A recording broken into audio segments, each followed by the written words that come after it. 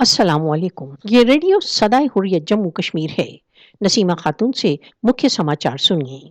मोदी के सत्ता में आने के पश्चात से भारत में किसानों में आत्महत्या की दुर्घटनाओं में वृद्धि हो गई है।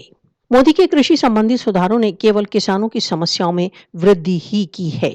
भारत में कई वर्षों से किसानों को बहुत अधिक भयंकर स्थितियों का सामना करना पड़ रहा है। भारत में किसानों के मध्य आत्महत्या की सबसे अधिक दर है। गत 25 वर्षों में कृषि संबंधी संकटों के कारण 3 लाख से अधिक किसान आत्महत्या कर चुके हैं।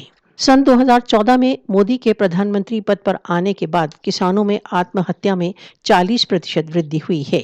कहा जा रहा है कि बहुत ही शीघ्र ही भारत को farmers suicidal capital of the world का टाइटल दिया जाएगा। मोदी के शासन को भारत के इतिहास में सबसे अधिक किसान विरोधी शासन माना जाता है।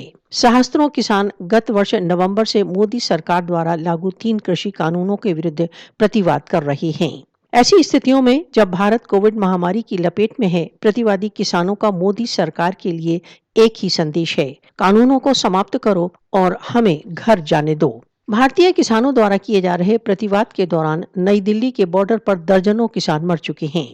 भारतीय किसान मोदी सरकार द्वारा 3 फार्म लॉज के बहिष्कार तक अपने प्रतिवादी आंदोलन को चालू रखने के प्रति कृत संकल्प हैं।